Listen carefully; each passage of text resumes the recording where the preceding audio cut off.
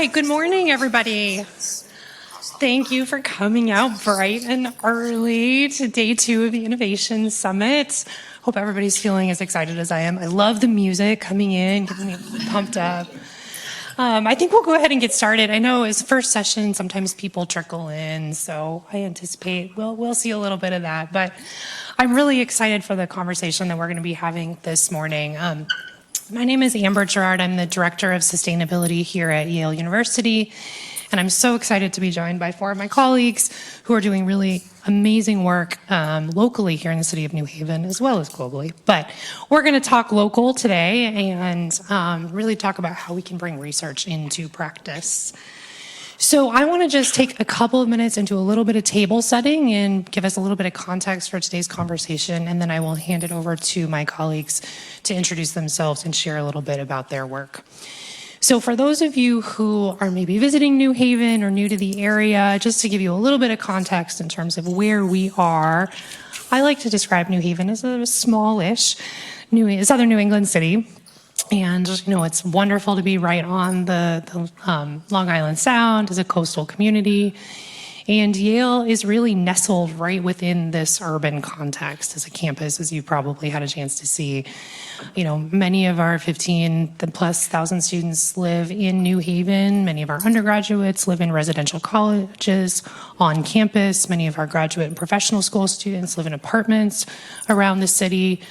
We have about 20,000 employees, about 6,000 of those folks live locally here in New Haven.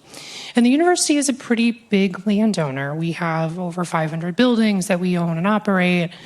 And so we provide the city of New Haven with a payment in lieu of taxes every year to offset our tax-exempt status. We can talk more about some of that during the panel, but in my role, I think a lot about what the future climate conditions of our state and our city are going to be. And, we're doing planning for new buildings, for campus development.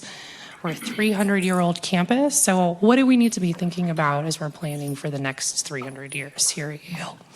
So the state of Connecticut and the Governor's Council on Climate Change has put out a set of guidance for policymakers to be thinking about future climate conditions, which looks very similar to many New England states, especially coastal states. And we're looking at pretty significant sea level rise by mid-century and the end of the century. For us being right on the harbor, this brings coastal flooding risk and high water levels, which we see.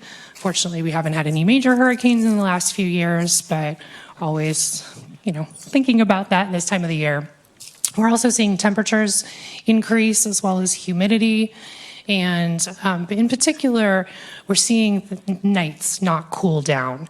And so things stay at a high temperature. And for our urban centers, especially those that are pretty densely populated, and for folks who do not have air conditioning, this can provide some pretty significant heat problems or health problems. We're also seeing more storms of higher intensity, so we're planning for higher intensity rainfall events, wind events, and on the flip side of that, also drought.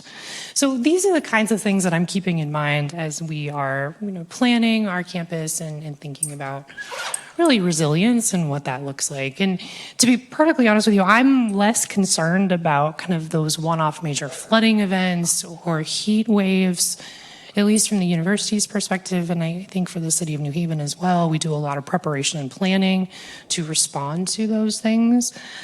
What keeps me up at night is actually thinking about what happens when those types of things hit at once, and when you have multiple acute shocks that you're trying to deal with. And we actually saw this in 2020 when we were in the midst of dealing with the COVID pandemic, and we weren't sure how to be in a room together, like traveling state to state. And then, following George Floyd's murder, we saw pretty significant social unrest, as many parts of the country did. And, this is a photo of I-95 closed down from demonstrators.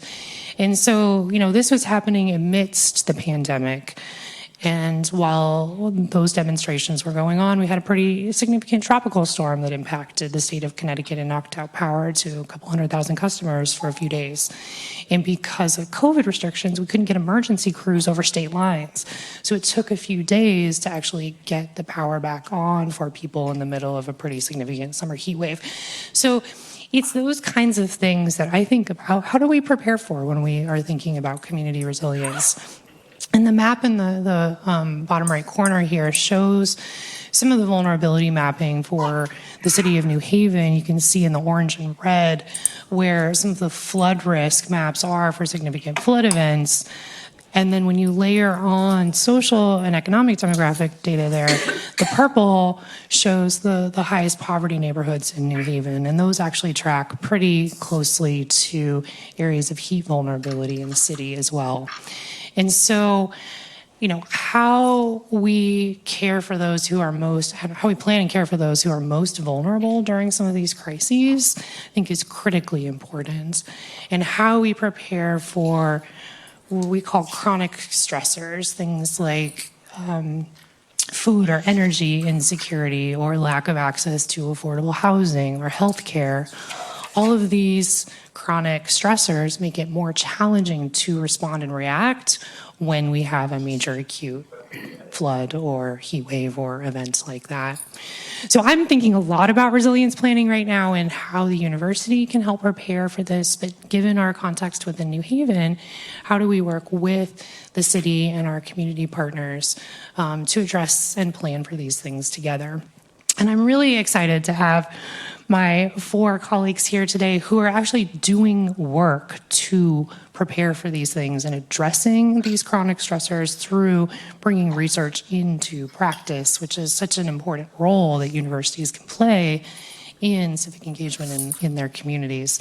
So I'm going to turn it over to each of my panelists here to introduce themselves and the work that they do. We've got 4 different academic disciplines represented, 4 different professional schools here at the university represented. We can be a little siloed, right? Like we work in our own different departments and schools, but we don't always have time to come together. So this is a really exciting opportunity to have that conversation this morning. But in my opinion, I feel like all of these folks are addressing the same challenges and helping us prepare for those challenges. So if you want to take about 5 minutes and just talk a little bit about your work and how you're addressing some of these climate challenges directly, and then we'll have some time at the end for Q&A. So Annie Harper, I will hand it to you. Okay, hi everyone. So just to say, a little bit siloed is a dramatic understatement. So I'm Annie, oh, wait a second. So my name is Annie Harper, and forgive me for reading. As I get older, I ramble, so I just need to do this to keep myself on track. So I'm an assistant professor in the Department of Psychiatry, but I don't know anything about psychiatry, no medical training. I'm a cultural anthropologist, and I study the social determinants of mental health, right? So the conditions that people live in and how that impacts mental health and recovery. And I focus on low-income and otherwise marginalized populations. And 2 critical components of the conditions that shape mental health are housing and energy. So it's around these 2 issues that I do some climate change-related research. I'm going to start by talking about my methods generally, and then I'll just briefly introduce 2 projects that I've worked on. So as a cultural anthropologist, my work is largely qualitative, though I try and work alongside researchers, quantitative researchers, so we can have the benefits of both sort of quantitative data and the qualitative data. My work's rooted in a community-based participatory approach, engaging with those most impacted to make sure that we're researching things that really matter, that the research design is appropriate to be able to understand to address the question and to make sure we're really understanding our results. So we have community advisory boards for all our projects, and in most projects have people on the research team who have relevant lived experience. And then the last thing I'll say about our methods is that we use what's sometimes called a transformative mixed methods approach, which aims to prioritize methods that enable us to use the research to be as practical as possible when it comes to creating change. There's lots of components to that, but one is working alongside advocacy or activist organizations who know much better than researchers what data is useful for making change and how and when to use it.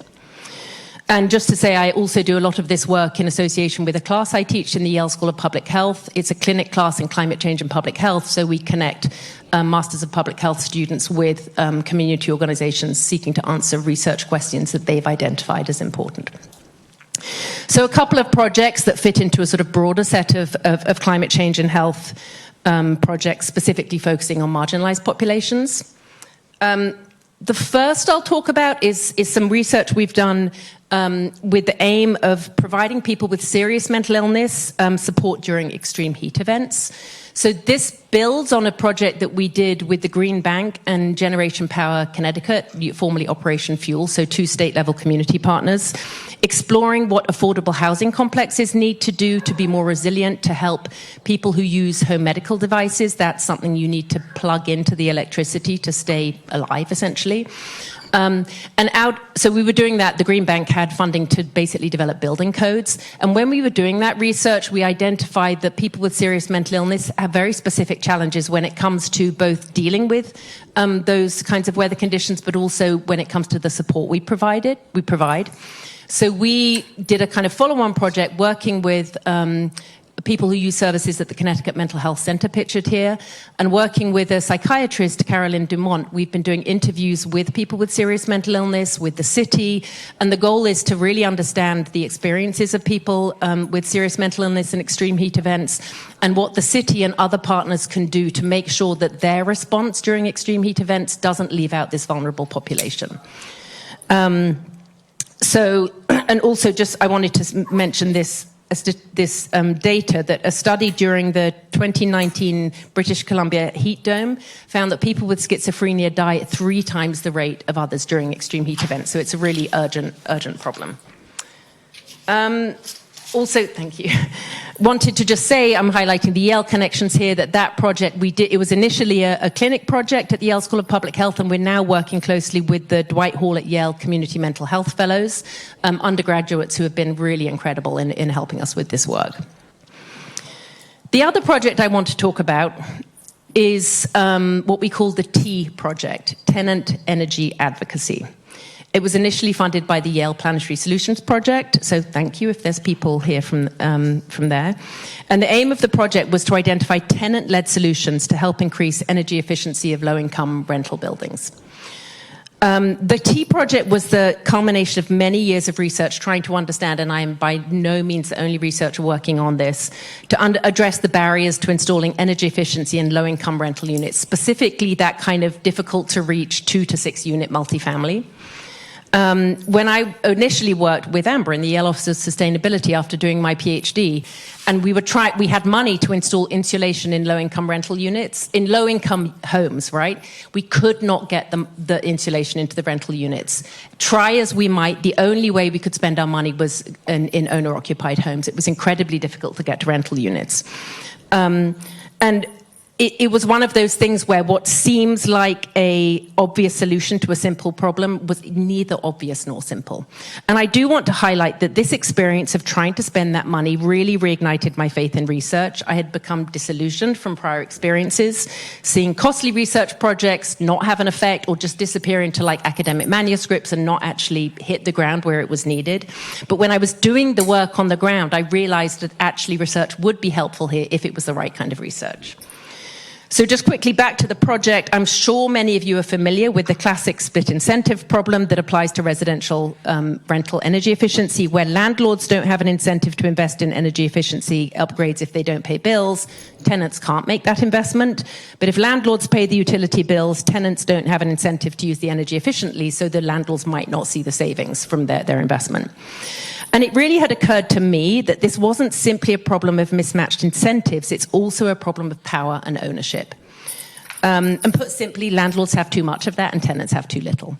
So we did this research project that sought to do qualitative research to understand tenant experiences with energy efficiency and their ideas for addressing the issue, but that also very consciously, in parallel, what we were basically doing, it was research that was organizing at the same time.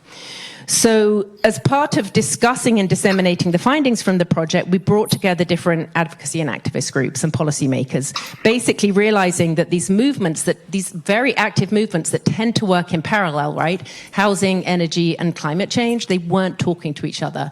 And we just used the findings of the research to convene events where those people came together. And just to say, the picture on the bottom left is a tenant organizer speaking to people who had been focused on energy justice. There's a climate change focused person at the back. And then the top left is when we got the regulator, the Pura commissioner at the time, to come and speak with the tenants about the findings of the project.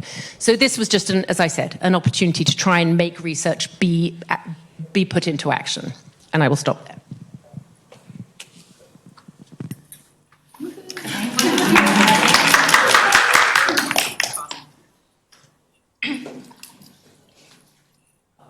Thanks so much. Oh, it's okay.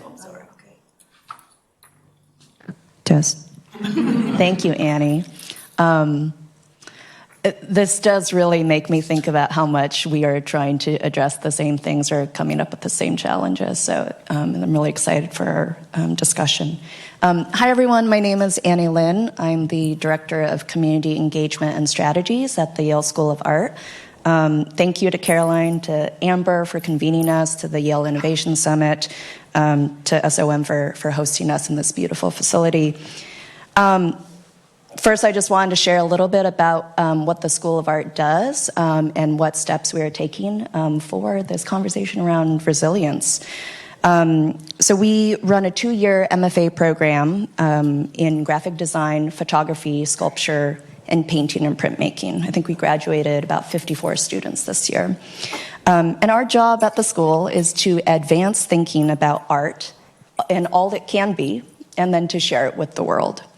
And part of what makes our school so attractive to students, other than our top ranking in the world, is our setting in a liberal arts, our setting in a liberal arts university, and where you have this amazing research at our fingertips. But once our students are here, how do you get them out of the studios? And similarly, how do you get the science out of the labs? Specifically, how does climate research here at the university get out and connect with more people? And as an example, since many of us are talking about New Haven projects, how does the university connect better in the region generally? So Karen Cito from the School of the Environment and Kimberly Pinder, the Dean of the School of Art, answered that question with a public art fellowship supported by Yale Planetary Solutions. Another shout out to the Provost Office there. Through this multi-year initiative, we put up 2 cool murals. Oh, I forgot to change the doop. We put up 2 cool murals using cooling paint. And I'm just curious, how many people have heard of cooling paint? Oh, that's pretty awesome. This is the first time I heard about it, was a few years ago. So it's pretty straightforward. Solar reflective paint that lowers the surface temperature of the buildings or the surfaces that it's painted on. One of these companies that invested in this paint did a study with the Department of Energy, and they stated on their website that the paint can lower the surface temperature of a building and lower cooling costs by up to 20%. Now, I think that assumes that you're painting the entire building, right, and in controlled settings, right, which is probably not what Calamity usually provides, and is not reasonable for us to think of painting every building or every surface in the world with this as somehow the only solution. But it got some folks at UCLA very excited about what could we do here that is unusual, creative, and puts the tools in the hands of the people. So Karen and Dean Pinder came together with lots of other folks behind the scenes saying, hey, can we bring this to New Haven? Of course, at the School of Art, we jumped at that and said, yes. You have cutting-edge researchers here doing the science lift that we can't possibly be involved in, or it seems like we can't be involved in, right? This is the silo effect, but actually all it takes is that one outreach and that invitation, and it's really easy to say yes to that. So we organized a public art process that would engage the people most affected by the urban heat island effect. And if you recall that image that Amber talked about with the kind of red, kind of U-shape, right? Those are those environmental justice regions in the New Haven area. Of course, that it mirrors like where the hottest spots are. So we used that as a map for making a decision for where we would site these murals, which was still a very difficult decision-making process. We were lucky to have partners at the Urban Resources Initiative, who you're going to hear from in a moment, and the Hickson Center, the School of Architecture, the City of New Haven, and at one site, even working with local gardeners to conduct workshops, consultations. We worked with community leaders, alders, thank you to the alders in the room here today, and community management teams to get the permits and approvals, and many, many, many meetings where we went back and forth and looked at many designs. Andre's laughing because he knows how hard the design process is. Lots of meetings, which I usually think of as like more of in a public art process, it's more of a kind of social alignment. One of the things that was really exciting about this project was the mural apprenticeship. We trained up 4 budding muralists with a 6-part training program. This was a collaboration with the City of New Haven's Department of Art, Culture, and Tourism.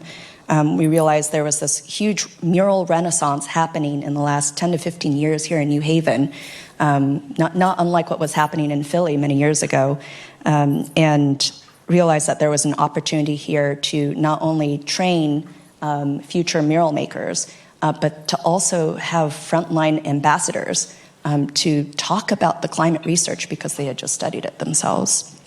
So there's nothing proprietary here, but this is simply a case study about the public art process as a model of putting tools in people's hands, whether it's the design input on a 12,000 square foot mural or thermal cameras. It's fun, accessible, and you don't need a degree to take action. So I have more, but I'm going to leave it there. Oh, yes. It feels like it should be a secret until I unveil it. And this is the 12,000 square foot mural. Thank you. I'm so happy to follow Annie because I can tell you that today we are starting another mural, actually taping the surface for painting. And I should first say I'm Colleen Murphy-Dunning. That's how excited I was to follow Annie. I forgot to say my name. Colleen needs no introduction. I'm based at the Yale School of the Environment, and I'm the director of a program called the Hickson Center, as well as the Urban Resources Initiative. And at the Urban Resources Initiative, we do a lot of work in New Haven, and at the Hickson Center, we focus on bridging science to practice. So this is a great example, as Annie just described, about how Karen Cito's research helped inform where these cool murals would be most impactful, and ties to Amber's point about resilience, and also I would say to Annie Harper's point about social determinants of health, because social determinants of health are also social determinants of resilience to climate change. And so there's this combination of the environmental determinants and the social determinants that make up our communities that we need to understand that nexus. So I am firmly on the practice side. I am not a researcher. And on the practice side at the Urban Resources Initiative, our focus is to train Yale students how to be working in partnership, engaging the public in managing natural resources to meet their own priorities. And so, like Annie described of how they could give input on design on a mural, in our case, thinking about natural resource management, how can they shape the landscape and be part of actively managing that landscape to meet their community's needs? Because we recognize they know their neighborhoods better than we know them. So can we, not in a top-down way to direct forestry activities, but rather in a bottom-up way, partner and facilitate forestry activities in the city with the public to improve the landscape and improve those environmental determinants like the problem of heat. So our purpose is really about training our Yale students to do that. So in 1995, we developed a partnership with the City of New Haven. We call it Community Green Space, which would give us the ability to work with the public on public land, because otherwise it's really government's mandate to manage public land. You can't just have volunteers walk into parks and start to do activity, right? So we have this partnership with the Parks Department, and it allows us to work with volunteers, as you see in these images, planting in parks, planting along the street, where they want to plant, where they want to take care of the trees, or any kind of environmental stewardship of the land that they want to take out. They want to take it on, they've identified the need, and they are the ones doing the work. So it's building the social capacity to improve our management of the land.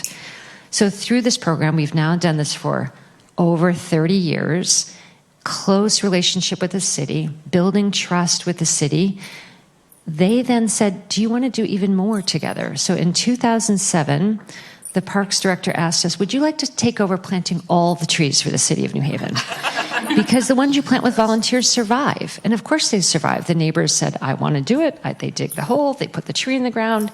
We provide them an intern, we provide them the trees, but they do the work.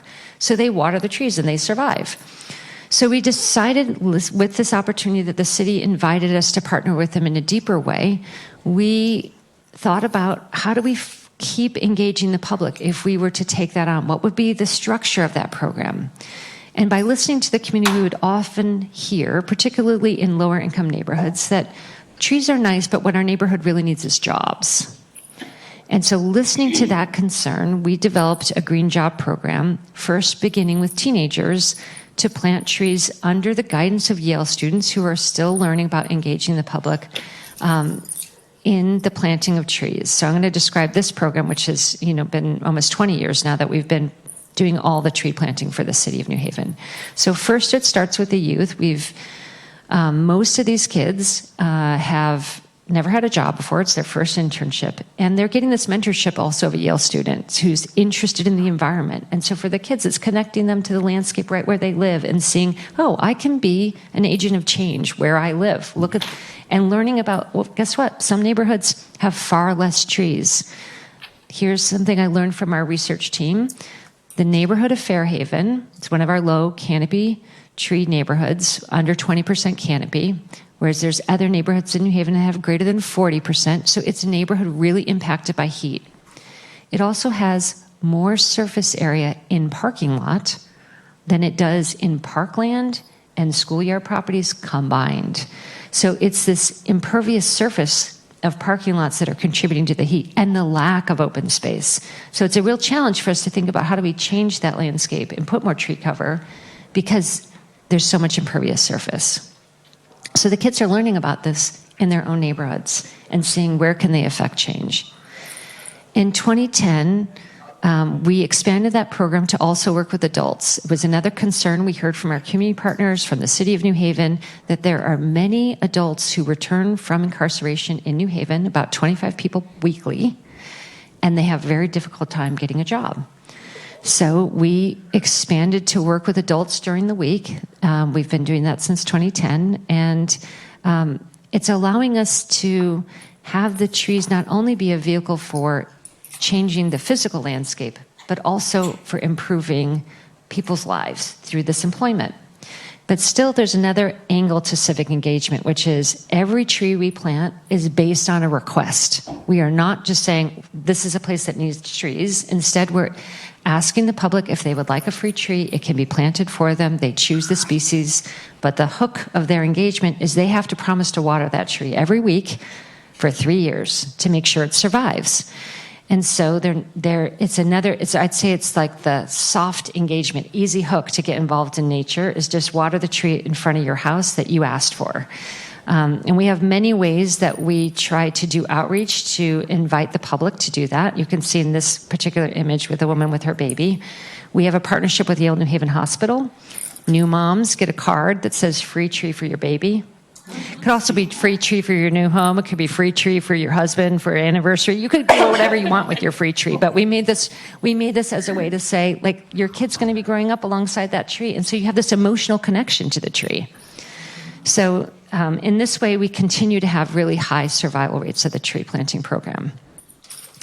Because we're really concerned about areas that have high heat and the connecting again to Annie Harper's point about where you have a lot of rentership, it's hard to get engagement. New Haven, many neighborhoods have more than 80% rental property.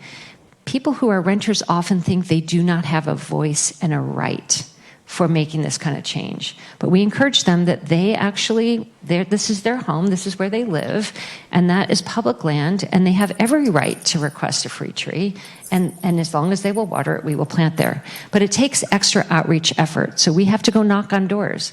So we decided we would partner with IRIS. I don't know if people are familiar with that nonprofit in New Haven. They work with immigrants and refugees. So we hire the youth who are immigrants to do the door knocking. It helps them because it helps them give a sense of belonging in addition to earning a stipend, but it also helps us because they have a great capacity for languages that we do not speak and a cultural competency that we do not have in their neighborhoods. So it's very much a partnership where we all benefit, that everyone is bringing an expertise to the table. So my last point I'd like to make is back to our volunteer program.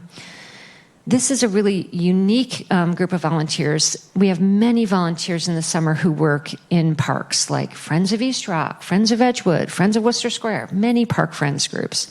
This is a particular sacred garden. It's called the New Haven Botanical Garden of Healing, and it's dedicated to victims of gun violence, where mothers came together and said they wanted to create a space to remember their children who had died.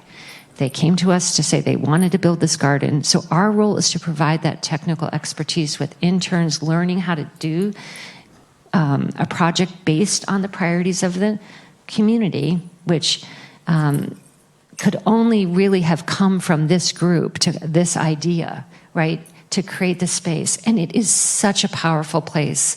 It's not to say that it could necessarily end gun violence in our country, which is a scourge in every part of our country, but rather that it's a place that we can heal together, where we can bring families together and honor their loss. And it's, for me, has been an extraordinary opportunity to support this group of inspiring parents. But there are so many community service activities in this space. Yesterday, I spent 6 hours with high schoolers there who came to work. You see in these two images, these are both very recent. On the left is a group from the Yale School of Public Health doing a service day that their staff do. On the right is Albertus coming out for a day. We have June 6th, we've got the Bridges of Hope group. It's a church group. June 8th, we've got Common Ground kids coming. So many people come to do community service, which is another form of engagement that follows the lead of the residents themselves who have identified a way to carry forward the care of nature. So I'm so inspired to be part of this work and glad to be with you today.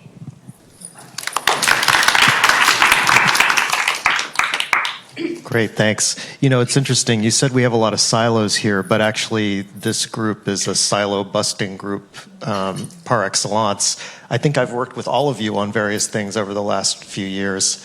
So my name is Andre Harwell. I'm a faculty in the Yale School of Architecture, where I've taught for about 20 years. I'm an architect, an urban designer, and planner. And I also have the privilege of running a very special center in the School of Architecture called the Yale Urban Design Workshop, which has been around since 1992, so it's one of the longest running community design centers in the country. We bring together students and faculty to work with communities across this region on challenges that are facing them and develop projects with them that address those local urban challenges. So you can imagine in those 35 years, the kinds of things we've worked on have evolved along with the evolving concerns of residents of Connecticut and New Haven. We've done a lot of work around coastal resilience planning, especially in Bridgeport. We were part of the Rebuild by Design project there. But I want to tell you about a specific project that we're working on right now. I should say that because I have a hinge position... Did you put that for slides? Oh. Hard to think about more than one thing, isn't it? Because I have a hinge position between teaching in the School of Architecture and running the center, I have a lot of flexibility in the way that I'm able to structure different kinds of projects. So around 5 years ago, it became really clear that affordable housing was a major emerging concern among residents in the state. And after exploring a lot of ways we could have impact in that area, I pulled together a working group around affordable housing, and actually we started a new interdisciplinary housing clinic, which meets in this building up on the 4th floor in the fall semester, called Housing Connecticut. And it brings together architecture, law, business, and environment students to help local nonprofits build. So in 13 weeks, those students go through a boot camp. They learn the language of affordable housing development, and they develop a pre-development package for a specific housing project. And the clinic has been pretty successful. These are 8 units of housing on Hazel Street, which wouldn't have existed without these students. These had a ribbon cutting back in December and are now fully occupied. But that hands-on experience now with 12 developers in 6 or 7 cities also taught us that conventional housing is kind of stuck. The way we deliver housing right now is too slow. And that discovery has led us to propose a project that I want to tell you a little bit more about today. This is a project which we are just beginning, or rather we began last year, and will be developing over the next 12 to 18 months. So Connecticut faces a massive housing shortage right now. By some estimates, 358,000 homes need to be built right now, and that's in a state of only 1.3 million households. So that's a kind of staggering proportion in light of the fact that we're only producing about 5,000 units a year. 169,000 of those units are demanded for people that are 50% of AMI or lower. So those are relatively low-income people who are cost-burdened by their housing. And according to recent reports that come actually from both sides of the political spectrum, imagine that, this severe underproduction is an economic bottleneck that costs the state billions in economic development opportunities. And at the same time, it's driving local and regional displacement and increasing inequity in our urban centers. And so actually it was through work last semester, rather in the fall semester of 2025, with the new New Haven Land Bank, that we discovered that there is a overlooked supply side asset in our cities. Hundreds of what we call urban sliver sites, which are located in New Haven, Waterbury, Bridgeport, New London, et cetera. These are sites which probably once had houses on them that might have burned down or been demolished, and now are not legal to build on because our zoning changed in the 60s and 70s. They currently have near zero commercial value. Actually, you can go to the city, and the city will sometimes give them to you to allow you to park your car there, or they'll give them to you in order to build a community garden, perhaps. But in aggregate, because the land cost is essentially zero, we think they represent a really big untapped opportunity to build new affordable housing. But housing is incredibly expensive to build right now. You've probably heard the numbers are just skyrocketing, maybe $500,000 per unit for affordable housing. I've now heard $650,000 is the standard. Just really unthinkable costs. So, we think, our working group thinks, that the answer lies in a combination of design standardization combined with pre-manufactured modular construction. So instead of slow, expensive custom building site by site by site, we're developing a set of standardized templates for manufactured housing off-site that could be delivered and installed in very short periods of time. And by pairing these units, and this is important because our working group is multidisciplinary with pro formas that come with each model and pre-standardized financing stacks, we think we can bring scale to this as a project.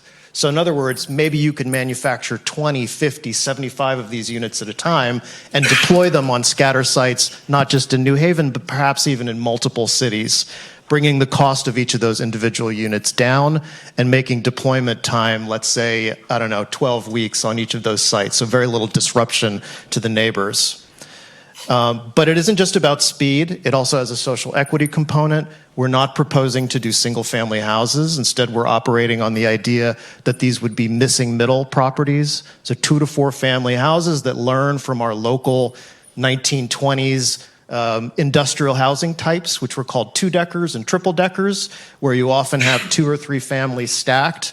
One of those families could be an owner, and therefore you produce an opportunity for a business for whoever the owner living in that building is, in addition to just giving them a property.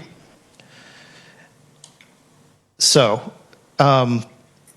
these buildings obviously also need to address climate change. And we think that the answer lies in a kind of evolving discussion about bioregional materials that's being pioneered by 2 groups in the School of Architecture. One is the Yale Center for Ecosystems and Architecture, and the other is Alan Organsky's brand new lab, which is building a CLT factory, we hope, on the West Campus. The CEA authored a landmark UN report last year that revealed a staggering statistic, which is that We're adding the equivalent of an entire city of Paris in buildings every 5 days. Building materials account for 37% of global emissions, greenhouse gas emissions. And by shifting to bio-based materials like cross-laminated timber, which you see here in this slide, we can cut these emissions by up to 40%. And some people believe you might even be able to cut them so that each of these buildings is carbon negative, so actually sequestering carbon in our urban centers by building new housing. And in addition, the wood from those centers could come from our own regional forests. And so there is a sense that one could create regional economic opportunities that cross the transect between the rural and the urban, which would have obvious important political consequences.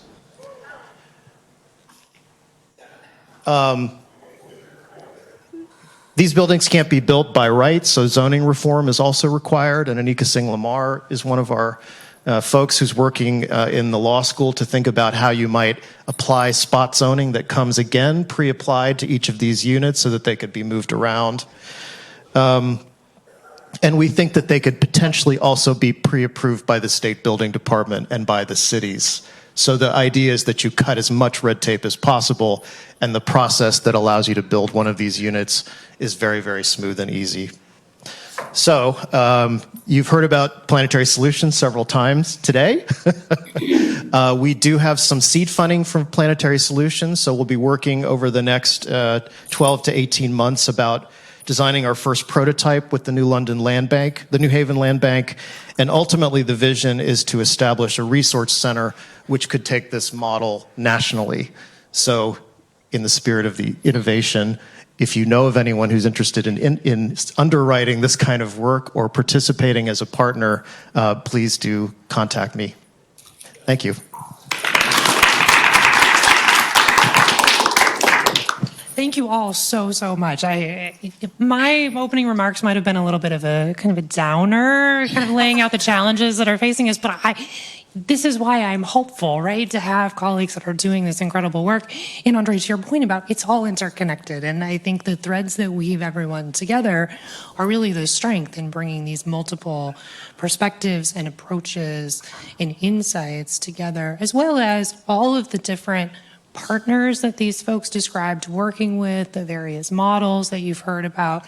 There's so much diversity here in the different approaches, and yet it's all contributing to strengthen our community and really addressing, and I think making a dent in those chronic stressors that I spoke about earlier. So I want to say thank you to these colleagues for their leadership and just commitment and being willing to do the hard work of really working with our community and alongside and taking the ego out of it. And there's a lot of humility here that I deeply respect from all of you, and just want to put that out there and say thank you. We only have about 10 minutes, so I had a few questions, but actually I might just turn it over to the audience if you all have questions for our panelists. We've heard a lot here, and are there specific things that you would like to hear from folks? We've got a question in the back. You ever look into any developments using like tilt up into concrete and stuff like that? So concrete has a very high embodied carbon footprint, and we're much more interested right now, at least in bioregional materials. Oh, sorry. I hate microphones. Namely because they have multiple positive bottom lines, especially the sense of this being a possible way of having regional cooperation, where you can create economic development opportunities, again, across that larger transect, which we think would be very, very valuable. I did a development in Massachusetts with Blueprint Robotics that do kind of prefab wood. Unfortunately, halfway through, the thing caught on fire and burned down. That's kind of That's a bummer. Bit of a mess, but I know there's a lot of like mass timber and stuff like that I'm working on projects with. But there's also some downsides with wood, and insurance costs are pretty high, all that kind of stuff during construction. So Yeah, I mean, the industry hasn't really caught up with CLT yet. I think that, in fact, that there are many studies that show that it's not more dangerous than any other construction technique. And in fact, stick-built construction may be the most dangerous form of construction, and that's most of what we're building right now. So there's still a lot of work to be done, obviously. Yeah.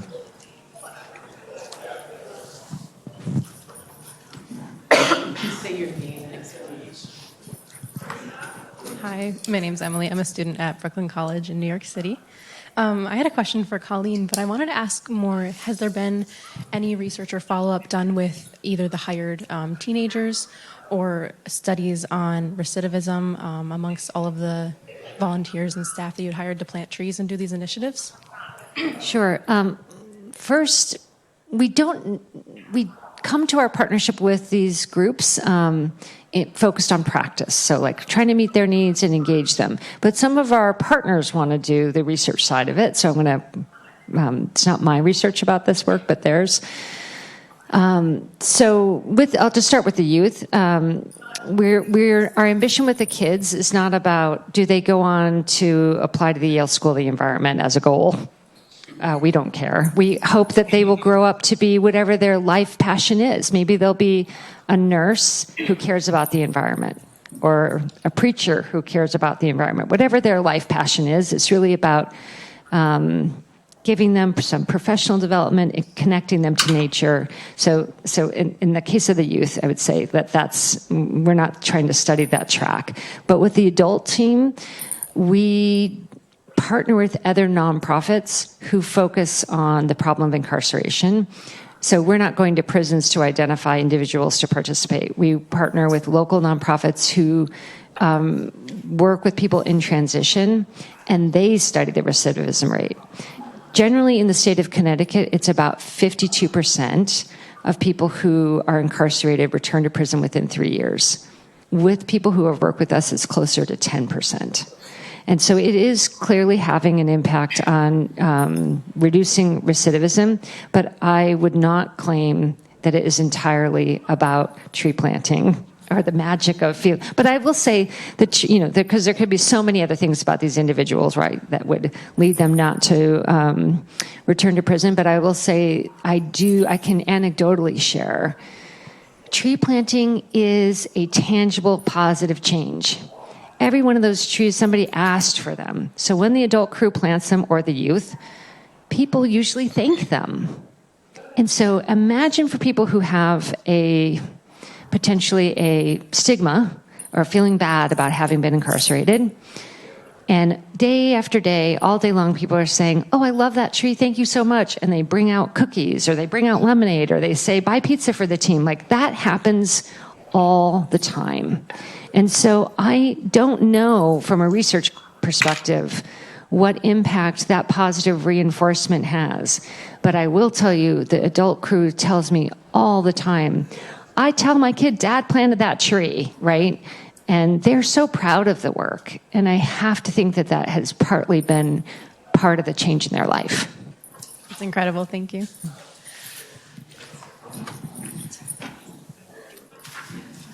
You were first. It's okay. Thank you. So your name. So, Ann Peters, a YSE alum and a member of Yale Blue Green. And it seems that each of these amazing projects that you've described has involved interactions with the local governments. And so I was wondering if you had suggestions for small tweaks that might be feasible to make it easier to continue with these projects and partnerships.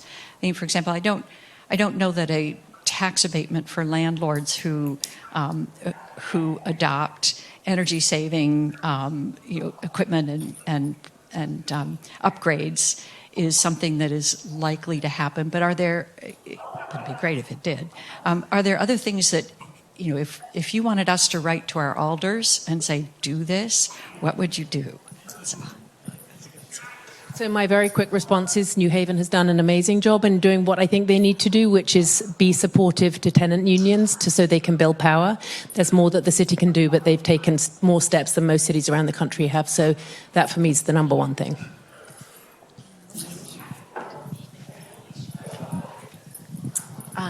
My name's Carissa Duhamel. I'm the owner of Riel Creative and as well as Ex Waitress LLC.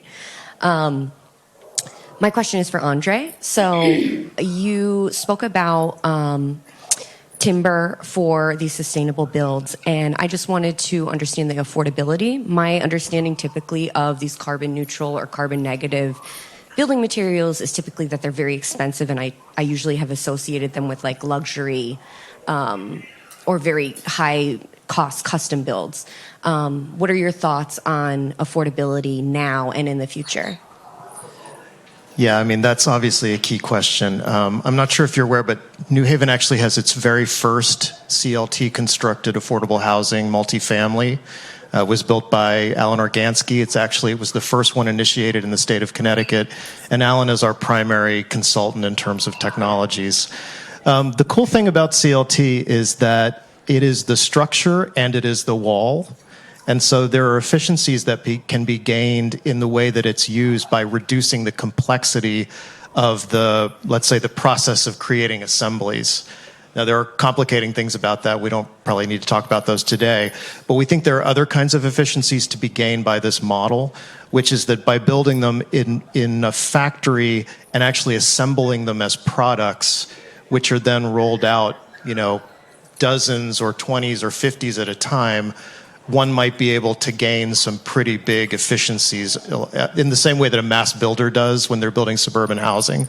So if you look at a suburban housing site, what you often see is like there'll be 20 or 30 sites in a row, and the concrete guy moves from one to the next to the next to the next. So in our case, these would be built in a factory. We're investigating whether you could have minimal site preparation. So perhaps the houses are mounted on what are called helical piles. Those are like screws that are put in the ground. They don't require you to pour any concrete. They can be put in 2 weeks, assuming the soil can support them. You have to do a little utility work, and then imagine 2 units made out of CLT come on the back of a truck and are lifted by a crane and just set on top of those helical piles.